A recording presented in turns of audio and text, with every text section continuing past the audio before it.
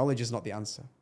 Rather, what the answer is knowing why Allah created you, what your purpose in this life is, and reflecting it in whatever path you choose in life. You might want to be a doctor. Amazing. You can reflect Islam in that. You might want to be a businessman. You can reflect Islam in that. You might want to be a student of knowledge. You reflect Islam in that. Islam takes into account every profession, every path, and you reflect Islam in that, and that's how you get Jannah. SubhanAllah. And that's why, subhanAllah, when we look throughout the narrations and the teachings and whatnot, we see that a lot of the time people of Jannah are mentioned, it's always either a butcher, someone simple, a baker, something like that. For example, Imam Ahmad, the story of the baker, simple man, simple profession, but they get the highest ranks of Jannah.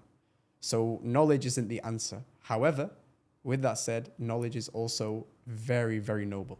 If you can reflect Islam properly on your path of seeking knowledge, then of course Allah says, وَمَنْ أَحْسَنُ قَوْلًا مِمَّنْ دَعَى إِلَى اللَّهِ. Who is better in speech than the one who calls to Allah? It's the greatest thing that you can do, learning about the deen and spreading it. Definitely, yeah. I guess all of this kind of builds up to, the Muslim Lighthouse, and I can already see like how that story is kind of forming.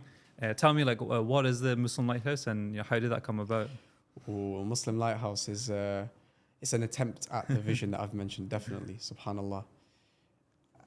To tell you how it came about, I need you to bear with me.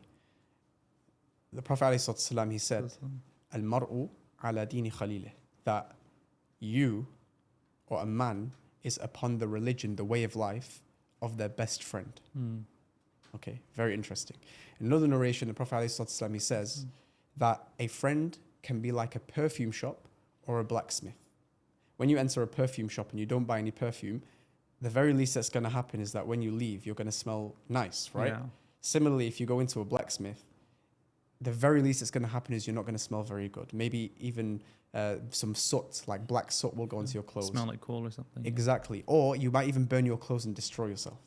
Meaning that just by being around in the environment of a good friend or a bad friend will definitely impact you. You can't avoid it. Tayyib. If a friend is like that, how about a society?